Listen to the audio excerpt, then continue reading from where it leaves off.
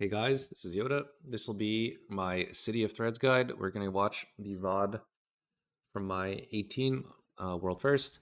By the way, the game is bugged right now. Well, at least it was bugged when we did it. You could just walk through the wall. I think they fixed it in like a day, but we don't need the time. We didn't need the time anyway. So anyway, walk through the wall at the start. We get this statue. We skip this 2-pack. To get this statue, you need Engineering 25, Priest, or Rogue. Engineering 25 is pretty free to get, so while you're clicking the statue, you can like kind of mark this pack because you're going to be fighting this pack with the beetle. Pretty much everyone does this pull nowadays, I think. I start with Avenger's Shield on one caster, the farther one, and then kick this one for aggro. You can also build Holy Power before with plus Hammer, so I have like a lot of Shield of the Righteous here. Then I tag the far pack, and then I have a macro to target my focus, so I retarget Skull, and then Divine Toll for aggro. That's how you get good aggro here. So in this pull, I'm basically soloing Skull, group is kicking Triangle.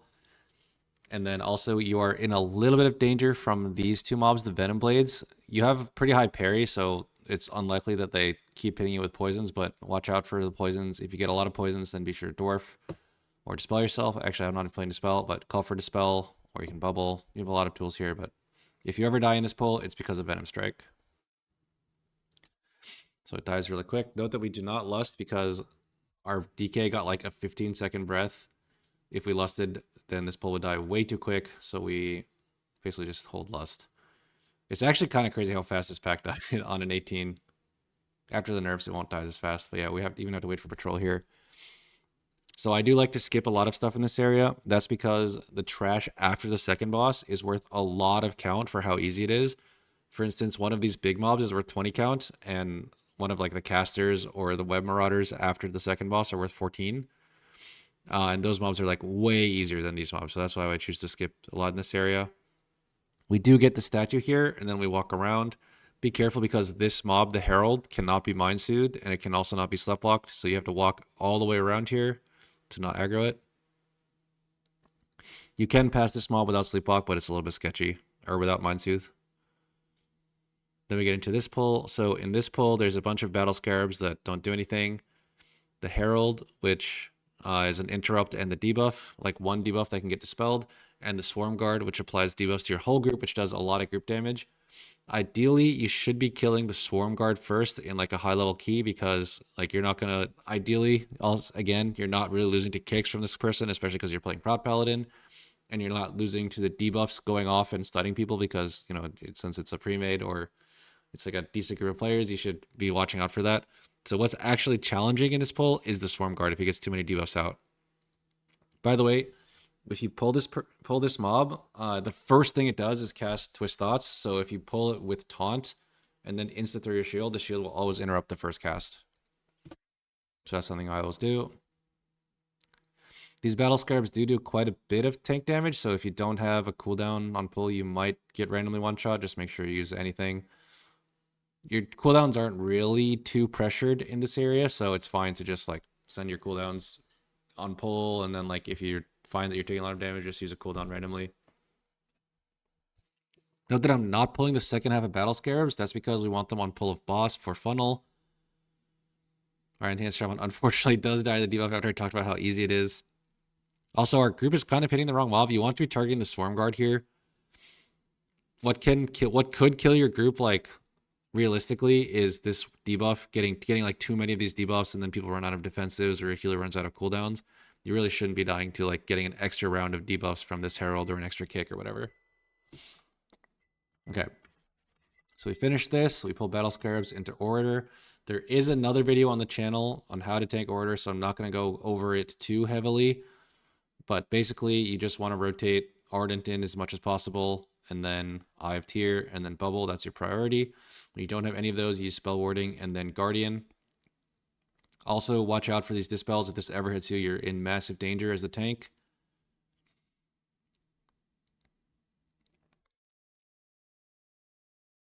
And then after 2 Subjugates, it's always a move. That time I didn't have Eye of Tear, so I had to use Bubble second. I like clearing this hallway, and then you can go up and then down this way. If you did a different route and you like did this statue over here, and you don't have this area, you have to do like a different pathing, right? You have to like do a really tight loop around here, but I'm not going to go over that strategy. Then it's always, by the way, Bigwig's always lies. It's this frontal, and then the debuffs, and then it does another frontal. It says subjugate first, but it doesn't do subjugate here. It does another frontal, or not frontal, dodge, whatever it is. And then it does the subjugate. So yeah, just do. There's another video going over this boss. So I'm not going to go over it too crazy, but just do a cooldown rotation. Make sure you have something for every subjugate, and make sure you're playing 100% spell block for this dungeon. Eye of Tyr also helps. All right. Not going to go over this boss too much since there's another video about it. Oh, also, one other tip that I don't think I mentioned before. If you really need something and Healy doesn't have PS, you can ask for rescue. Evoker usually has rescue free, and AMZ is also good for you on this fight. Okay, anyway. So, this mob that we're fighting here, Zephytic, actually doesn't matter at all. You should not waste damage on Zephytic because this guy always dies too early. What you actually want to use damage on is this Eye of the Queen that's coming in. Once this Eye of the Queen dies, you can move on basically with the dungeon. I don't know how web bolts are going off in a world first 18, but there it is. So as a tank, you're not really challenged in this area. The best you can do is try to help your group and do as much damage as possible. So the skill from this mob, Eye of the Queen, is called Void Rush. That applies a debuff to some people in your party. By the way, this can also go on pets, which is why there's only 2 of them on us. You want to be like watching out for people who have no defensives and they get Void Rush in this area. Also, as I mentioned before, make sure you're focusing damage on Eye of the Queen. Okay, so once this dies, by the way, this mob is very annoying when it disappears. Okay, once it kind of goes away, we get to the maze here. So there's only 3 places this one can be, and basically by looking at this, we all already know where it is. So a good rule of thumb is that on the first one, these clones are always lying. So you see how this one is going left?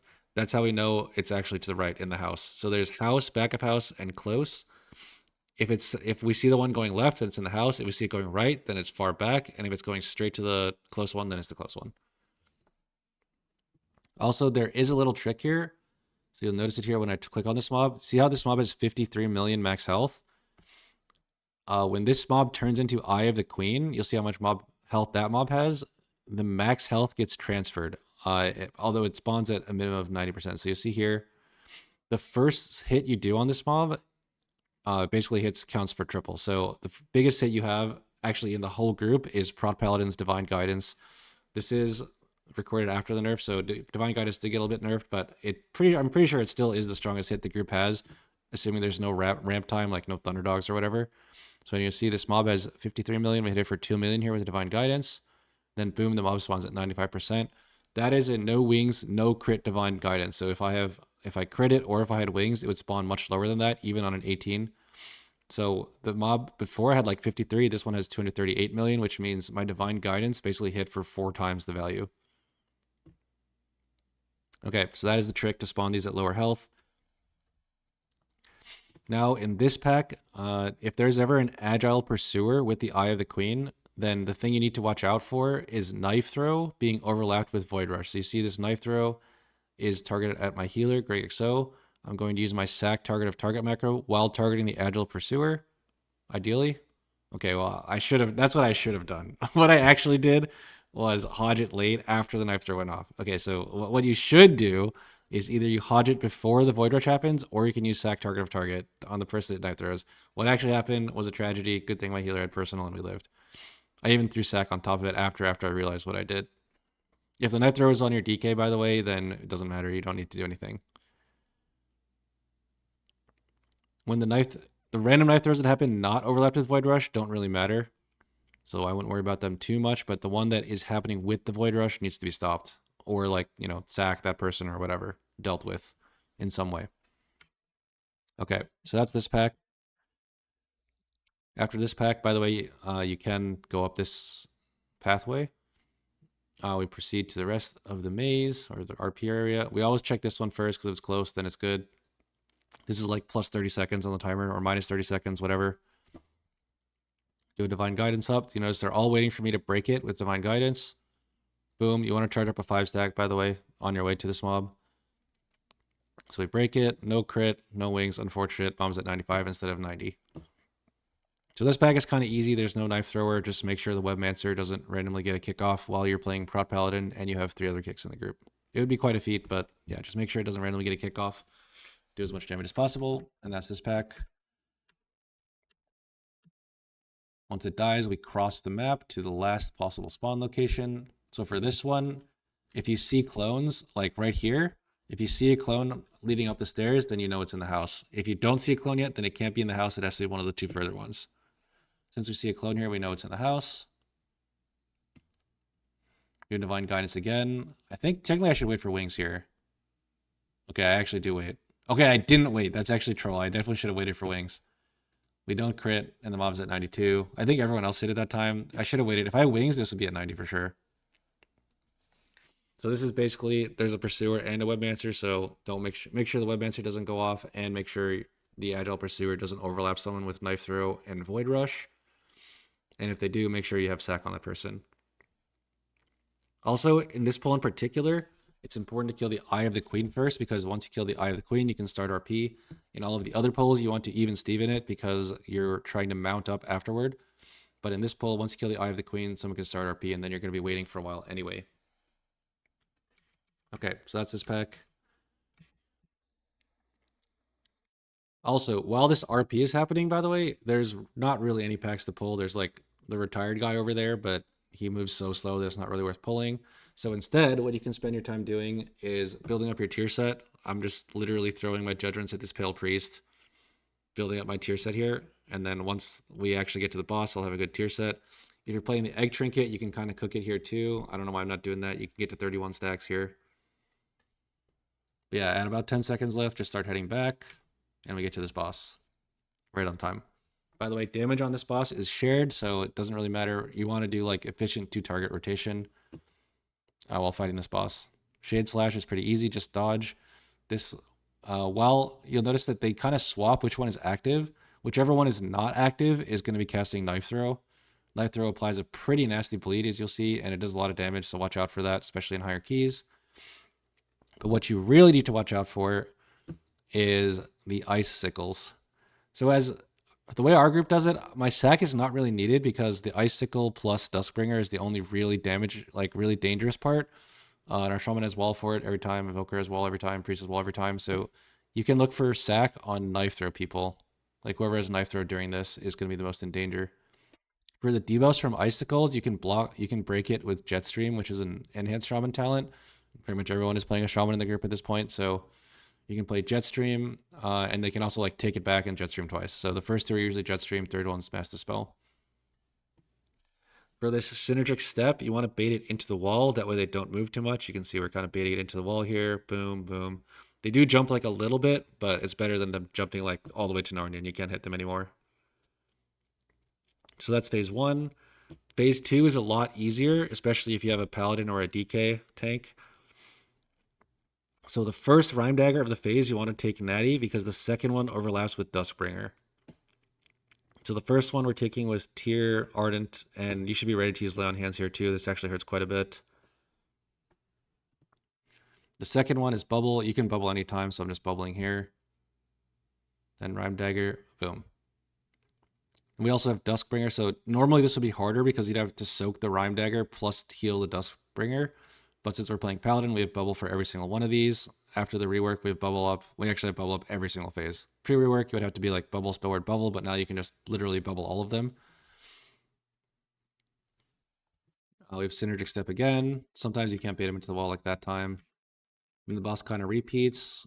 And that's pretty much the whole boss. These circles, by the way, people keep asking about them. This is where the clones pop up for Shade Slash. So I'm going to go back and show it. I believe it's a little bit before this. Yeah, Shade Slash. So here we go, Shade Slash in 2.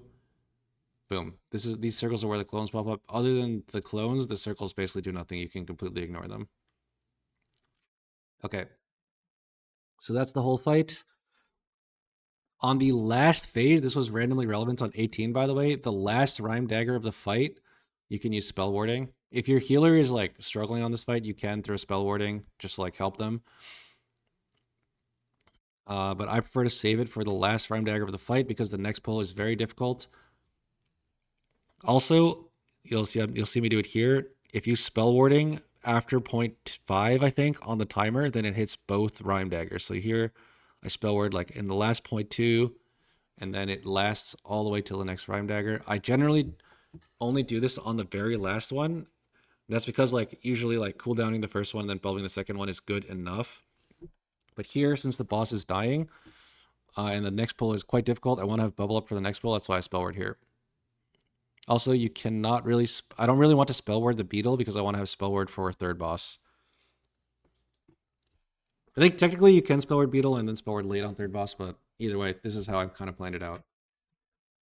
So we finish off the boss, go to the next pull. So in this pull, there's a few mobs here that are somewhat dangerous. So these conscripts apply a stacking damage taken debuff, 10% per stack.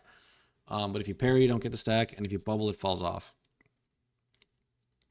So be very careful tanking these. They can one-shot you. Make sure you have a cooldown running at all times. And that cooldown cannot be named Eye of Tear. Eye of Tear is probably not enough. Also, there's one caster and 3 knife throwers. Generally, you just want to be like chasing the knife throwers around. So they all get stunned here. After the stun, I'm going to be using a cooldown. Like as soon as the stun falls off. This was kind of early, like 1 second early.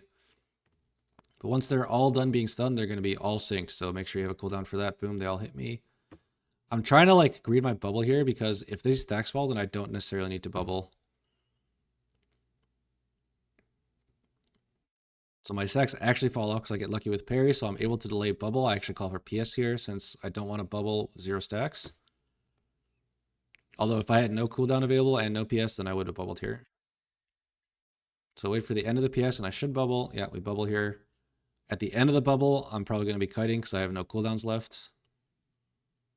Or just trying to tank like a Giga Chad? No, okay, we're kiting. Yeah, I call for... I start kiting and then I say, oh, help me, I'm kiting, basically. So we put down slow totem, we have slow D&D, also caps, etc. When you're cutting these, by the way, try and do it in a circle. I kind of fail at that here. Ideally, I would have like brought these to this Agile Pursuer, then did like a wide loop around so that they like stay more grouped when you're cutting. But ended up being okay. So once it's just web marauders left, by the way, these web marauders are complete piss. I don't know for what reason, or at least you know, thank goodness. They also have a move called Rigorous Jab, which is what you see this debuff. This debuff only increases damage taken from Rigorous Jab, and Rigorous Jab does like no damage baseline, so it's basically completely irrelevant, which means these web marauders are just 14 count of like free count. So you want to pull as many of these as possible. And also, if they're like left alive in a pull, it doesn't matter. You can just go next. They don't matter. They don't make the pull any more difficult at all. So I chain that into the next pull. There's some conscripts here, although not nearly as many in the previous pull. So just make sure you have something running so you don't randomly die. There's one caster. Make sure you kick. And there's a knife guy throwing stuff at your friends. But this pull is pretty low pressure considering... And we like that because we have just use all our cooldowns. And we kind of want to like chill until the next pull, which is somewhat difficult.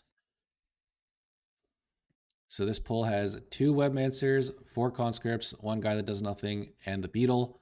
The Beetle applies a poison debuff to everyone, and he drops swirlies on the ground. So usually if you have a Shaman with Poison Cleansing Totem, they're going to be able to Poison Cleanse and then recall and then Poison Cleanse the second one. So the first 2 debuffs are free. The third one is where you need to start worrying. So as a Paladin, you do have Sack, which can immune the poison or dispel it. You also have Poison Dispel, but I'm not playing Poison Dispel in this dungeon. And you also have Bubble and Dwarf to deal with that. The reason I don't play Poison Dispel is because I already have Sack dispelling a poison, and the first 2 are already free, so I feel like I shouldn't need to play it. I don't remember what talent point I have instead of it, but trust me, it's valuable, even though I didn't check. Here I kind of grief a little bit, overlapping Ardent and Guardian on pull, but I have Bubble still, so I guess it's fine. This pull, by the way, is sneaky dangerous for tanks because there's 4 conscripts and you're not really sending full cooldowns / like able to kite. If you ever have to kite this pack away from the Venom Shell, then the Venom Shell is going to die very slowly. Plus, you want to keep them stacked on the casters. So you'll notice I'm kind of like doing a circle around the Venom Shell's hitbox just to avoid taking a little bit of damage. But yeah, this pull does hurt tanks. Make sure you are ready for that.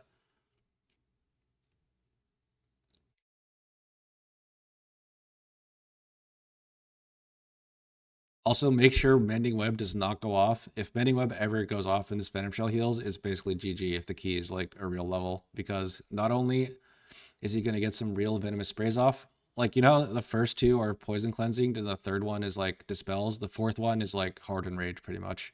Is like sit in the poison and heal through it, and your discreets can't heal because they have to move. So, fourth one is basically hardened rage.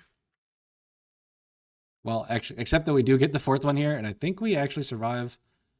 I think I sacked the healer, and then we used like caught and dispel. But the fifth one's hardened rage, trust me. Yep.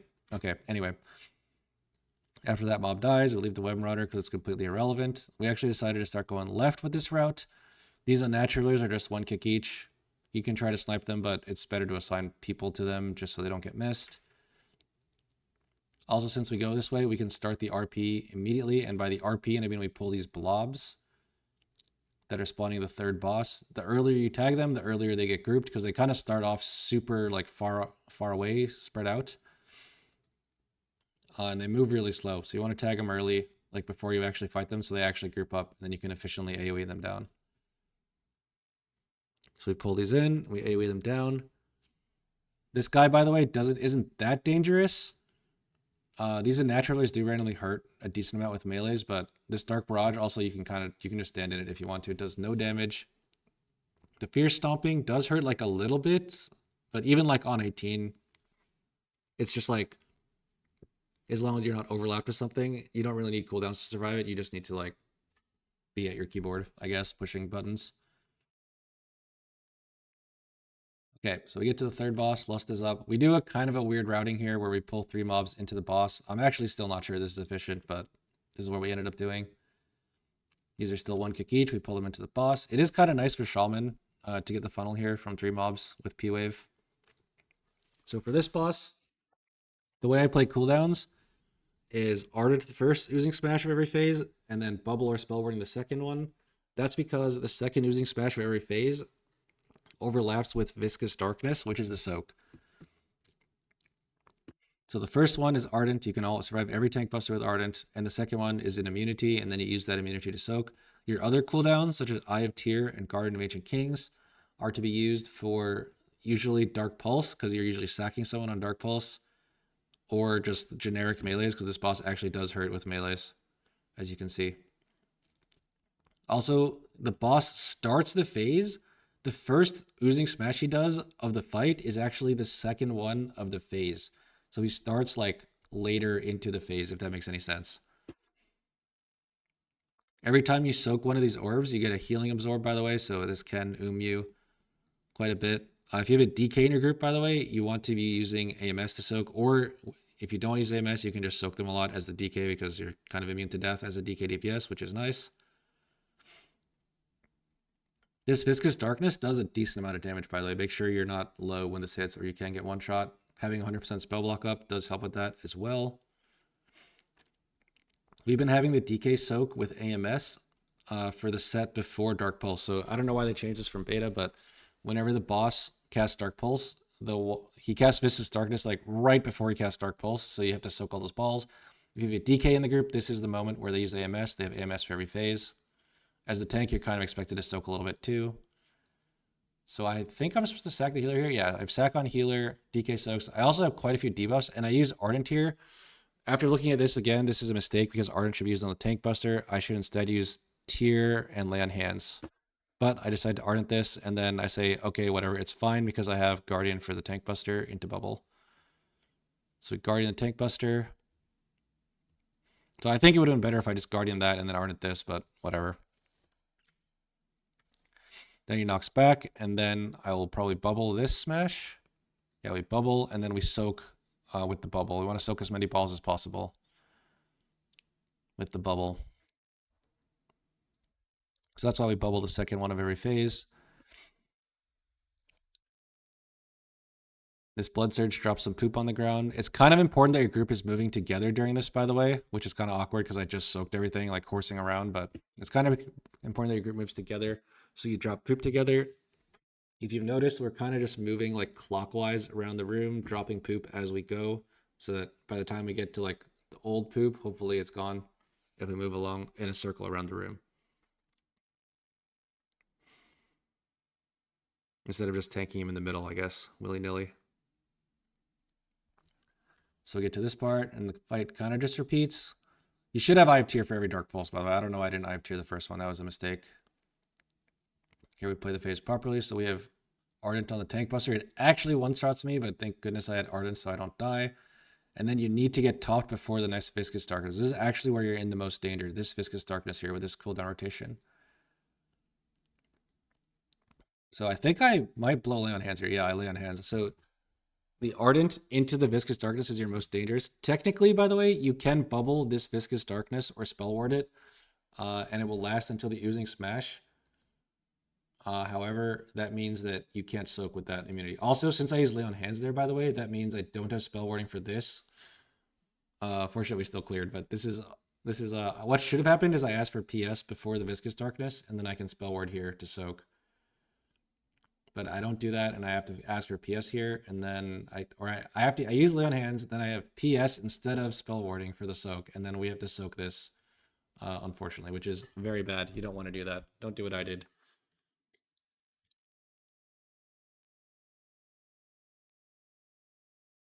Okay, anyway, we bring the boss clockwise to the next safe area. Maybe I spell word. I think I probably spell word. I should have spell worded someone here, but again, I don't do it. I don't know why. This is actually insane. I almost died a Dark Pulse into using Smash, but I bubble it and I take PS.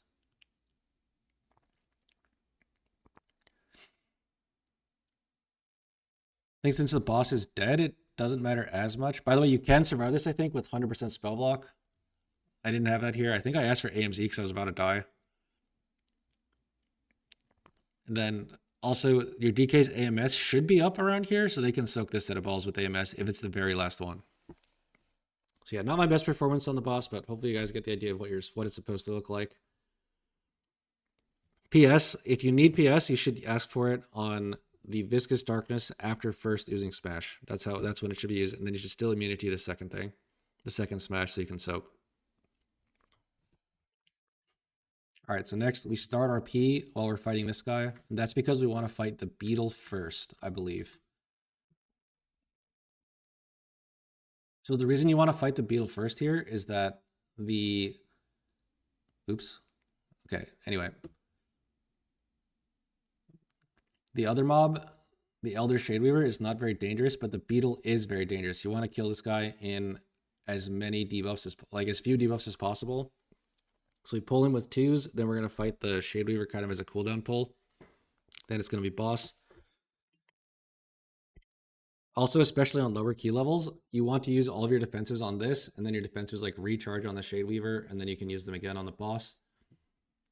If you use defensives on the Shadeweaver, I think on 18, we kind of have to use defensives on Shadeweaver, otherwise it one-shots. I don't exactly remember the order, but yeah, you kind of have to use defensives on it, but on any lower level, you want to blow all your defensives here, and then they recharge on the Shadeweaver, and they come back. Also, I've kind of just been talking over while we fight this mob, but the Tremor Slam and the Ravenous Swarm actually have different cooldowns. So if you'll notice, the first Ravenous Swarm of the fight, we'll go all the way back. So the first Ravenous Swarm of the fight happens 8 seconds before Tremor Slam, and then they get gradually closer as the fight progresses. So the first one's kind of chill. It can be a little bit hard because if your priest is like getting in position, they're not really healing. So wait for them to get in position before you pull. But yeah, so the first one, you have a lot of time to top before Tremor Slam. Then the second one happens like shortly after Tremor Slam. The next one is Tremor Slam into immediately Ravenous Swarm. So watch out for that. This is the third one. The third one is like the second scariest one. So it's Tremor Slam into immediately Ravenous Swarm, so they have to top before the dot kills them. You want to be using light cooldowns here, and then The next one is actually the most scary. So it's going to be Ravenous Swarm. So you have dots into the AoE. This is where you want to use like your strongest stuff. So this one, I'm literally like sacking Priest, Spell Warding, Evoker, Bubble, and Evoker, and Shaman uses his cooldown. DK obviously is immune to death, so he takes no damage.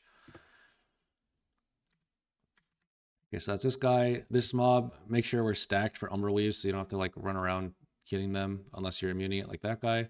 Make sure kick doesn't randomly go off, because that would be embarrassing when there's only one mob.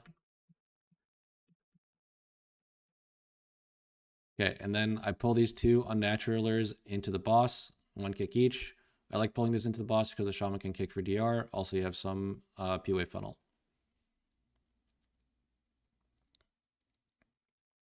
So for this boss, you do want to bring it to the edge so you can kind of progress in a circle around the room as these balls chase you around.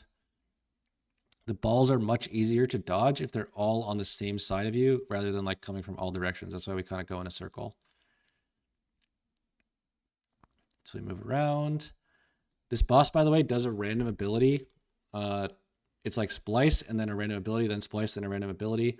It can be kind of hard to heal because there's a lot of movement on this fight, so make sure you have a cooldown, I guess, for the Splice. On super high key levels, you're going to need to do like a cooldown rotation, but it's kind of awkward to do since the skill the boss uses is random. So a lot of it can be a little bit YOLO'd. As the tank here, you're not in too much danger. Like the boss's autos don't really hurt until process of elimination where you just need to use a cooldown. You are kind of forced to move around a lot, so you lose like some consecrate of time. So it can be a little bit hard, especially when Splice is taking you down and the healer's not really paying attention to you, but it should be okay. You want to be stacking off cooldown, by the way, in this fight. We have it planned, I think, on the Shaman. For process of elimination, I usually just do Bubble into Guardian into Bubble, and then the last one is like Prage. You can use it on hands, and I have Tear as well, or Ardent. I usually just send Ardent for HPS here, just like on a random splice until the last process of the fight, where you probably have to save it. And that's the fight, pretty much on repeat. So it's splice into random skill, and you can watch your group here, by the way, like right before this AoE hits. If someone's not topped, that's where your lay on hands is, or a clutch word of glory if you want. That's where you would use it, right here if someone's not topped before the hit. Make sure you don't get caught by these balls too. Oh, also, one way you can play as a paladin is, so these beetles aren't really a DPS check. Like if they live too long, they start like exploding and stunning everyone near them, but that usually isn't that big of a problem because you're bubbling half the time and usually they die in time anyways. But the Umbral Weave is an important DPS check, so you'll see it here, I think. Okay, my timer's lagging. Okay, yeah, so the boss does Splice into Umbral Weave, so everyone needs to be topped before this Umbral Weave, and then on top of that, you need to kill these ads that the Umbral Weave spawns. So I'm playing Double Freedom. I think that's what I have instead of Dispel, by the way. So I'm playing Double Freedom, and I'm freedoming the priest so he can stand wherever the hell he wants. But these 3 roots need to be broken before this shifting anomalies happens. So it's kind of important that you save. If possible, you have like Divine Toll for this, or if you're playing Templar, having Hammer of Light for this is good too. So yeah, you need to make sure those break before the shifting anomalies happens. Otherwise, your group can be rooted in the ball, which is death. A lot of classes do have root breaks, like Shaman has Spirit Walk. DK can, I think they can like pre-AMS it, or I think that's it actually. I think pre-AMS Evoker can deep breath through it, but oftentimes those things won't be up. So do save damage for the Umbral Weave. This one's kind of awkward because like we just told, and then he's doing another one because it's RNG, but we have cooldowns, so it's fine. All right. Anyway, that is going to be the City of Threads short guide. I guess it's not short, long guide. Thank you all for watching. Peace out.